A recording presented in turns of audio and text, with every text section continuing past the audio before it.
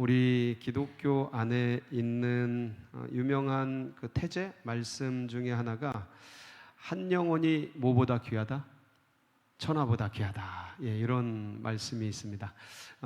그러니까 한 사람의 소중함, 한 사람이 얼마나 귀하고 얼마나 위대한 일을 할 수 있는지에 대한 그러한 말씀이 되겠습니다. 그러니까 한 생명이 천하보다 귀하다. 예, 천하에 있는 것보다 어떤 물질보다 귀하다는 그런 말씀이고, 이것은 한 영혼을 생명을 귀히 여기는 주님, 그래서 나 하나 살리고자 하나님의 목숨을 끊은 이런 어떠한 그런 기독교 사상과 너무나 잘 맞는 그러한 어떤 문장, 태제가 되겠습니다. 성경 자체에는 그런 문장은 나오질 않아요. 비슷한 건 나오는데 그런 문장은 나오지는 않지만 기독교에서 한 생명, 한 영혼이 얼마나 소중하고 위대한지를 보여주는 그런 문장이 되겠고, 그래서 그 한 사람, 천하보다 귀한 한 사람이 누구입니까?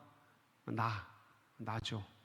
내가 그렇게 어떤 면에서는 천하보다 내가 귀하다고, 그렇게 주님이 봐주시고 그렇게 인정해 주시고, 그래서 내 생명 하나 살리고자 하나님께, 보이지 않는 하나님께서 보이는 하나님으로 나타나셨고, 보이는 하나님으로 오신 이유는 나를 구원하기 위해서 내 죄값을 대신 짊어지려고. 영은 죄값을 지질 못하잖아요. 영이기 때문에. 그래서 육체를 입고 오신 거예요. 성육신 하신 거죠. 그게 예수님이에요. 보이지 않는 하나님이 보이는 하나님으로 나타난 것, 그게 예수님이셔요. 그래서 나를 본 자는 누굴 보았다? 나를 본 자는 아버지를 보았느니라, 하나님을 보았느니라. 그렇게 말씀하시는 게, 하나님은 안 보이는데 보이는 하나님으로 나타나신 게 예수님이라, 나를 본 자는 누굴 본 거예요? 하나님 아버지를 보았다. 아버지와 나는 하나이니라. 이렇게 얘기를 친히 하신 이유예요. 그래서 육신을 입고 이 땅에 오셔서 한 영혼, 한 생명을 구원하고자 하나님이 당신의 목숨을 끊은 거죠. 이게 이제 부모의 사랑, 아가페적 사랑 이렇게 얘기하는데, 그만큼 우리 한 사람 한 사람의 영혼은 그렇게 소중하고 귀한 거죠. 그래서 성경에서 그 한 사람의 위대함, 위대한 한 사람, 한 사람의 위대함을 표현한 곳들이 성경에 많이 있어요. 아브라함도 있고 다윗도 있고 여러 군데가 있는데, 이제 신약에 보면 오늘 우리가 읽은 본문 속에 그 위대한 한 사람이 이제 등장을 합니다. 자, 그런데 여러분, 신약에서 가장 유명한 사람이, 기억나는 사람이 누굴까요? 가장 위대한 사람 중에 한 사람, 신약에. 어떤 사람은 베드로 생각이 날 거고, 어떤 사람은 요한이라고도 이제 또 누구 있어요? 어떤 분은 이제 바울이라고 생각할 겁니다.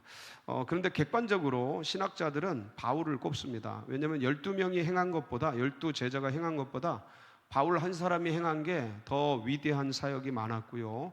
비교할 수는 없어요. 한 사람 한 사람의 어떤 업적을. 근데 객관적 데이터와 자료로 하면, 복음을 전하면 많은 나라에 복음을 전하고 많은 사람을 제자 삼고 하는 이 모든 면들을 따지면 바울이 독보적으로 탁월해요. 그래서 수많은 나라 가운데 복음을 전했고, 유대를 포함해서, 이스라엘을 포함해서 수많은 나라에 복음을 전했고, 그리고 정말 위대한 사도들, 그러니까 속사도들이죠. 사도 이후에 또 다른 사도들, 그걸 속사도들이라고 하는데, 바울이 속사도들을 많이 길러내요. 그래요. 뭐 디모데도 그렇고, 그러면 여러 속사도들을 많이 일으켜요. 그래서 그런 제자들도 탁월하게 기르고, 목회자들도 엄청나게 이제 양육을 하고 합니다. 그래서 이구동성으로 신약의 가장 위대한 사람 하면 바울을 이제 꼽게 됩니다. 성경도 12제자가 다 쓴 것보다 훨씬 더 많이 써요. 혼자 이 바울이 성경을 12권 내지는 13권 썼다라고 할 정도로 참 탁월한 역량을 발휘하는데, 그러면서 여러 가지 은사와 또 은혜도 많이 끼치는 그런 사람이 됩니다. 이제 바울이 위대한데, 근데 여러분, 바울을 길러낸 사람이 누군지 아세요? 이제 오늘 그걸 소개하려고 그래요. 그러니까 그 위대한 인물이 있는데, 이 위대한 인물이 그냥 위대해지지는 않았다. 그 뒤에서 누군가가 그 사람을 길러낸 거예요. 그 길러낸 사람을 우리가 한번 살펴볼 거예요. 살펴보고 그러면서 야, 바울만 있는 줄 알았더니 누구도 있더라? 그걸 길러낸 사람이 있더라. 한 사람이 이런 위대한 일을 할 수 있고 그 한 사람이 누구도 될 수 있다. 나도 될 수 있다. 아멘? 네, 나도 될 수 있다. 그래서 주님 안에서 꿈을 갖고 비전을 갖고 또 은혜를 누리면서 나아갈 수 있는 우리 이룸 청년들이 되시기를 바랍니다.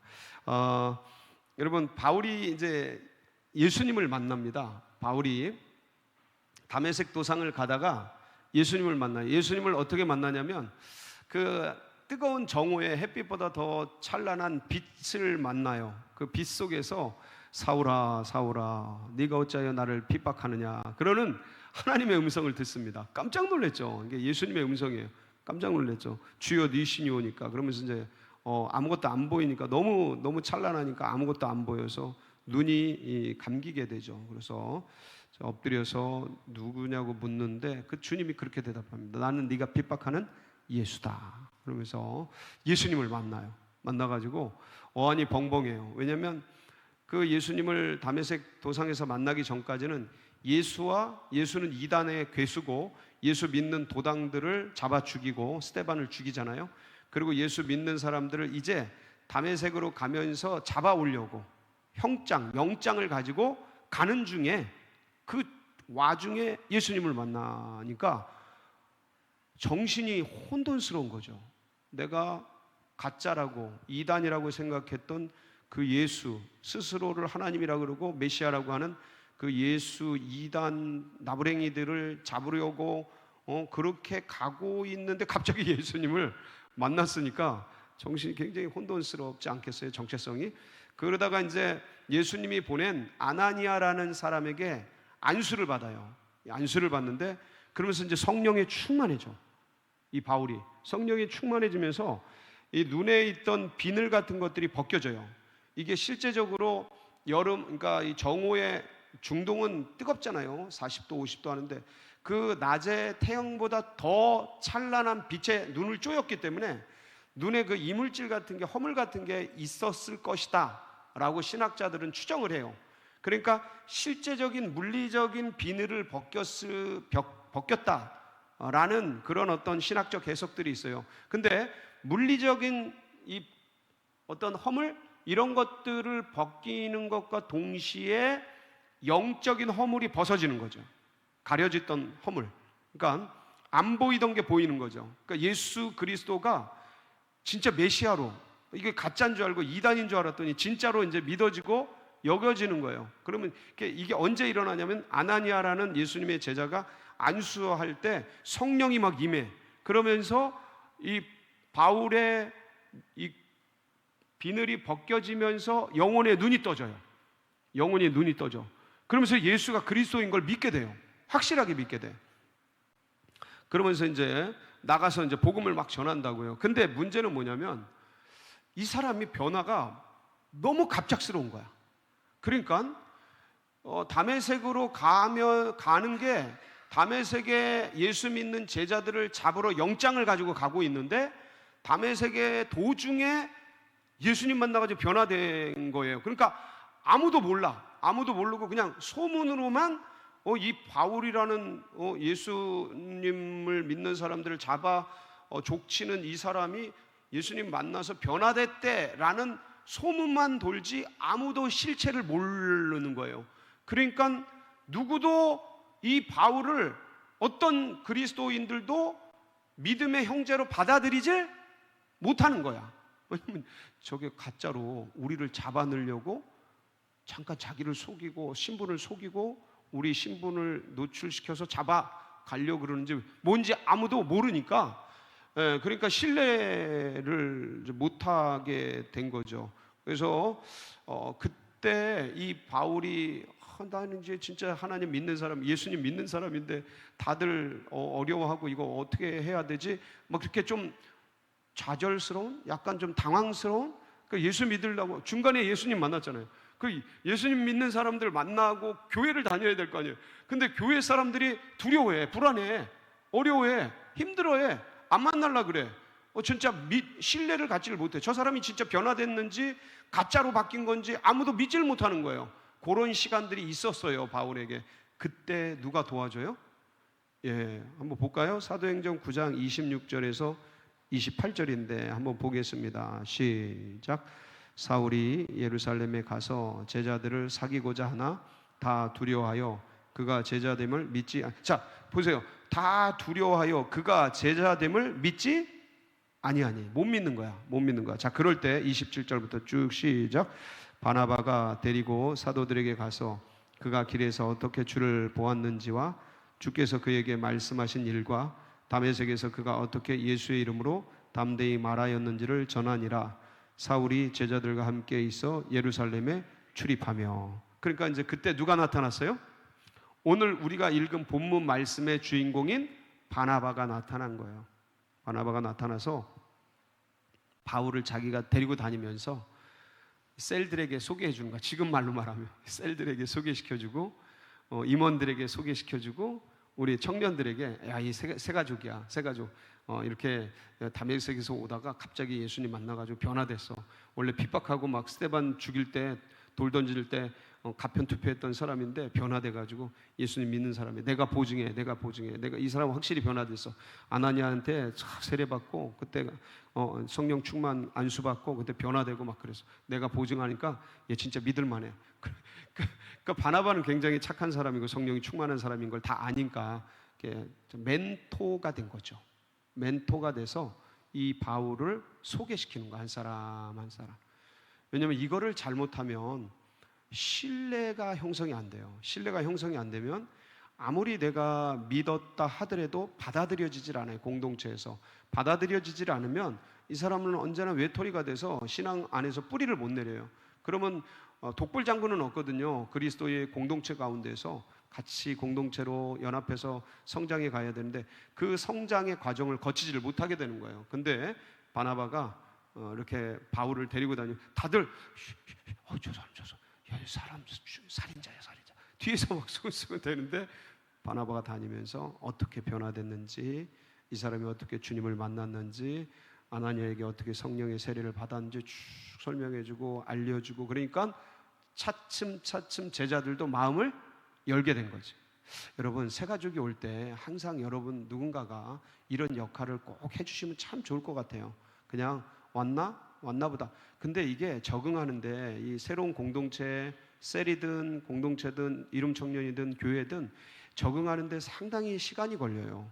오래 있었던 분들은 잘 몰라. 근데 새 가족이 오면 적응하기가 되게 어려워요. 그럴 때 누군가가 그 한 바나바가 나타나셔서 옆에서 도와주고 함께 해주고. 우리가 새 가족이 많이 오는 게 아니잖아요. 그렇죠? 100명, 1000명 오는 게 아니잖아. 1년에 많아봤자 20, 30명 되잖아요. 그러니까 20, 30명 뭐 한 달에 2명? 한두 명 정도밖에 안 되잖아요. 그렇죠? 그래서 그 사람을 얼마든지 누군가는 해줄 수 있거든요. 그렇게 해서 잘 정착하고 뿌리 내리고 해서 적응할 수 있도록 누군가는 바나바 역할을 해주면 참 좋을 것 같아요. 이 바나바가 바울을 그렇게 했어요. 자, 그렇게 했는데도 불구하고 바울이 일단은 바나바는 최선을 다해서 그렇게 했는데 바울이 복음을 갑자기 유대인들한테 예수가 그리스도인 걸 거꾸로 유대인한테 전하니까 유대인들이 바울을 죽이려고 그래요. 이제 거꾸로. 그동안은 바울이 유대인이었잖아요. 바울이 유대교를 전하면서 기독교인을 죽였는데 이제는 거꾸로 기독교를 전하니까 유대인들이 저 배신자 그러면서 바울을 죽이려고 그래요. 그리고 제자들도 아무리 바나바가 막 옆에서 그러지만 사실 다 받아들인 건 아니고 바나바도 최선을 다했겠지만 그냥 소문만 웅성웅성하고 그랬던 차에 바울이 결국 적응하지 못하고 어디로 내려가냐면 자신의 고향인 다소로 떠나게 됩니다. 다소로 떠나게 돼요. 자, 다소로 떠나는데 오늘 말씀은 뭐냐면 오늘 본문에 우리가 읽은 말씀은 안디옥이라는 곳에 복음이 떨어져서 흥황케 되어져요. 그래서 거기에 누군가 지도자를 파송합니다. 그게 바나바였어요.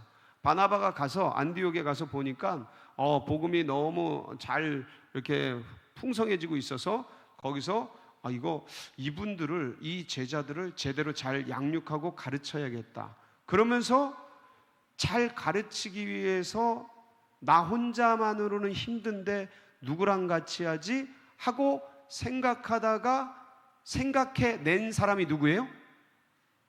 바울이에요. 바울. 그래서 오늘 25절, 오늘 본문 25절이 바로 그 말씀이에요. 25절, 26절 같이 한번 읽어볼게요. 시작.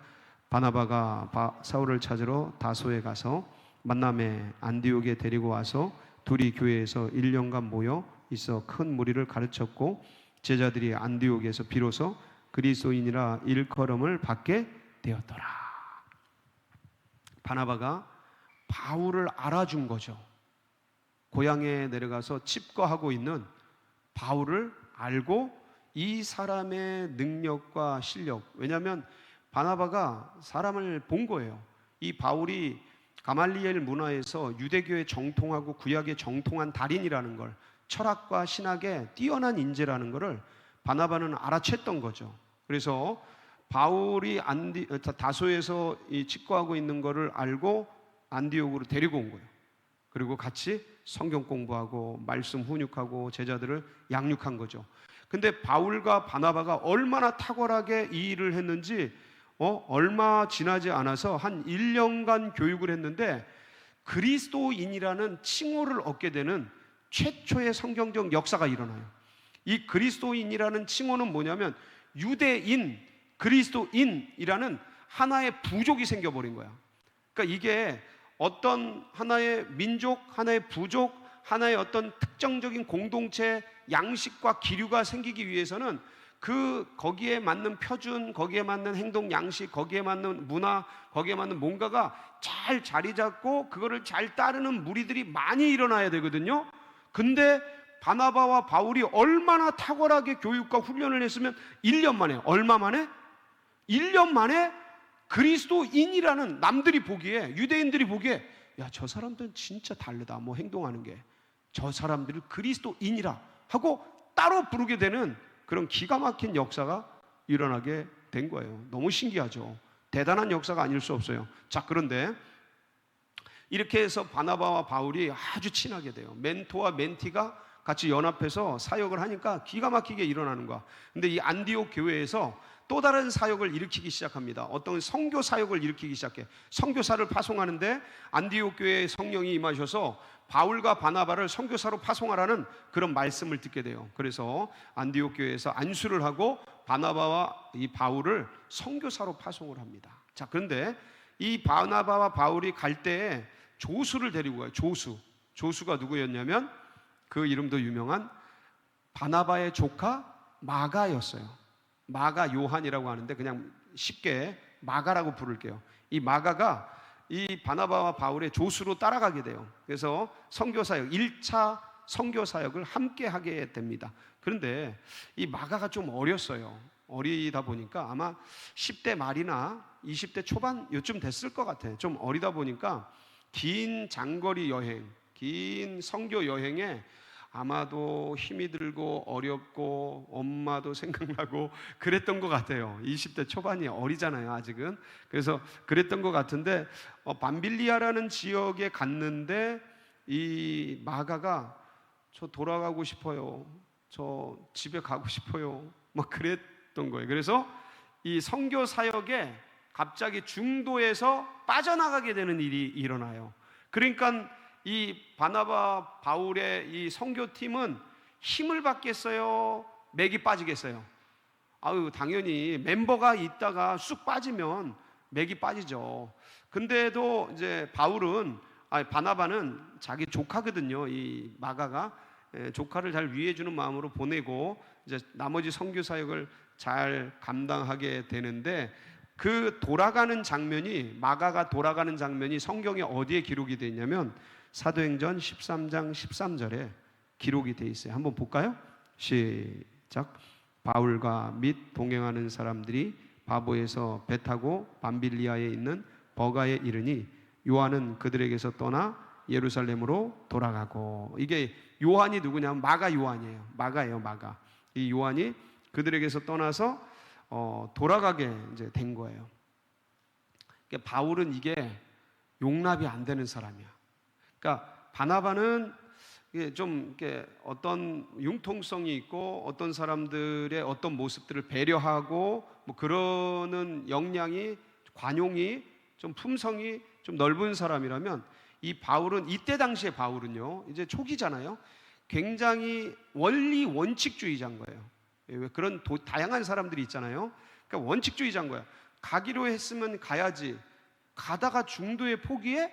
이거는 아니지 하는 그런 원칙주의자인 거예요. 어떤 일이 있어도 해야 될 건 해야 되지, 왜 칼을 뽑았는데 아무것도 안 하고 그냥 집어넣고 돌아가는 거야? 하는 그런 마음, 그런 어떤 아쉬움, 그런 답답함이 있었던 것 같아요. 그거를 어디서 확인할 수가 있냐면 1차 전도 여행이 어쨌든 마가가 돌아가고 이 바나바와 바울이 1차 전도 여행을 잘 마치게 됩니다. 그러니까 2차 전도 여행, 1차 전도 여행 때 뿌렸던 이 선교의 씨앗들을 확인하러 가는 2차 전도 여행을 바울과 바나바가 계획을 하게 돼요. 그래, 우리 다시 한번 가자. 선교의 씨를 뿌렸던 그 지역에 가서 그 씨가 어떻게 자라났는지 확인하러 가자. 그리고 둘이 꿍짝꿍짝 대화를 해서 가기로 결정을 하는데, 문제는 이 둘이 싸우게 됩니다. 싸우게 되는 근본적인 이유가 뭐예요? 마가 때문에 싸워요. 그 싸우는 장면이 사도행전 15장 37절에서 40절에 자세히 기록이 되어 있는데 한번 볼게요. 같이 읽어봅니다. 시작.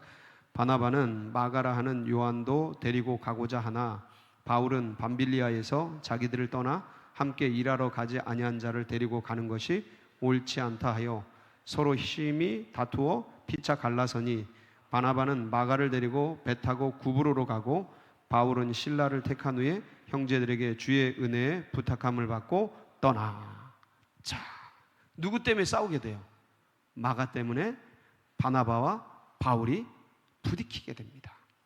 바나바는 밤빌리아에서 떠나갔지만 그래도 데리고 가자, 다시 기회를 주자 이거고, 바울은 밤빌리아에서 우리를 버리고 갔는데 다시 데리고 갈 수 없다는 원칙을 딱 내세우고, 자기는 실라를 데리고, 바울과 실라를 데리고 탁 이제 선교 여행을 떠나고, 바나바는 마가를 데리고 떠나게 됩니다. 자, 여러분, 마가는 그럼 이후에 어떻게 됐을까요? 마가는 어떻게 됐을까? 이제 나중에 마가가 잘 성장합니다. 누가 키운 거예요? 바나바가 하나하나 선교 여행을 다니면서 가르치고 훈육하고, 그 어린애 같은 그 마가를 바나바가 이럴 땐 이렇게 해야지 하고 사사히 아버지 어머니처럼 곁에서 잘 타이르고 알리고 하면서 잘 자라나게 돼요. 그래서 믿음의 거성이 됩니다. 여러분, 사복음서 있잖아요. 사복음서 중에서 마가가 쓴 성경이 있어요. 그게 뭐죠? 마가복음이에요. 예, 그렇죠? 마가가 썼으니까 마가복음이야. 근데 이걸 모르는 사람은 없잖아요. 근데 사복음서 중에서 제일 먼저 쓴 성경이 뭘까요? 빙고. 이거 치킨 쿠폰 있으면 주는데, 응? 치킨 쿠폰 주는데. 마가복음을 제일 먼저 써요. 제가 이 얘기를 드리는 건 이유가 있어요. 나머지 마태, 누가, 요한복음은요, 이 마가복음을 참조해서 써요. 그러니까 사복음서의 원천적인 원 소스가 뭐냐면 바로 마가복음이에요. 여러분, 이건 대단한 겁니다. 엄청난 영성이에요. 그러니까 어린아이 코 흘리기 찔찔이 같은 마가가 어느 날, 모든 복음서는 예수님의 정기문이잖아요. 예수 그리스도에 대한 신학과 사상이 담긴 위대한 저작을 남기는데, 그게 마가복음인데, 이 마가복음을 원천 소스로 해서 나머지 복음서들이 그에 의해서 쓰여지는 기가 막힌 거성, 영적인 거성이 되는 거예요. 어떤 면에서는 버려질 뻔한 그 사람을 바나바가 챙겨가지고 키워가지고 영적인 거성을 만들어내서 속사도가 되죠. 디모데와 같은 속사도가 되는 거예요. 마가가 대단한 사람이 아닐 수가 없어요. 그래서 이제 나중에 이제 바울도 이제 그런 어떤 원칙적인 거친 성격만, 원리 원칙적인 것만 주장하는 그러한 어떤 사람에서 세월 속에서 다루어지지 않겠어요? 다루어지고 훈육되고 또 연단되고 하면서 나중에 굉장히 부드러운 또 어떤 인성들이 더해지지 않았겠습니까? 바울이 나중에 마가에 대해서 뭐라고 말하냐면 디모데후서 4장 11절을 한번 볼게요. 거기 바울이 마가에 대한 이야기입니다. 시작. 누가만 나와 함께 있느니라. 네가 올 때에 마가를 데리고 오라. 그가 나의 일에. 디모데후서는요 바울의 마지막 작품이에요. 유언서예요. 그리고 디모데는 바울이 영으로 낳은 아들이라고 하는 그런 사람이에요. 그러니까 그 영적인 아들 디모데가 디모데에게 바울이 편지를 쓴 게 디모데 후서예요. 마지막 작품이에요. 그리고 이제 얼마 있다 돌아가시거든요. 순교를 하는데 그 디모데에게 부탁하는 거예요. 네가 올 때 누굴 데리고 와라? 마가를 데리고 와라. 그 마가가 나의 일에 유익하다. 네. 그러면서 마가를 수용하는 장면이에요. 그러니까 위대한 사도 반열에 이 바울을 키워내고 그리고 위대한 복음서의 저자인 마가를 키워낸 사람. 보이진 않아요. 드러나진 않아요. 근데 성경에서는 그 사람을 뭐라고 말하고 있냐면 오늘 본문 24절인데 이렇게 표현하고 있어요. 한번 앞에 부분만 읽어볼게요. 시작. 바나바는 착한 사람이요 성령과 믿음이 충만한 사람이다. 이 한 사람이 위대한 바울을 만들어냈고 위대한 속사도 마가를 세우게 됩니다. 이렇게 한 사람이 위대해요. 여기서 저는 여러분 한 사람 한 사람이 이런 바나바와 같은 주님의 귀한 인물들이 되기를 축복합니다. 그래서 누군가를 세워주고 누군가를 도와주고 그냥 왔다 그냥 가고 이게 아니고 이렇게 연약한 사람을 도와주고 배려해주고 섬겨주고 그래서 하나님께서 인정하시는 정말 바나바와 같은 그런 한 사람, 착한 사람 바나바. 여러분 모두가 되시기를 주님의 이름으로 축복합니다. 같이 기도하시겠습니다.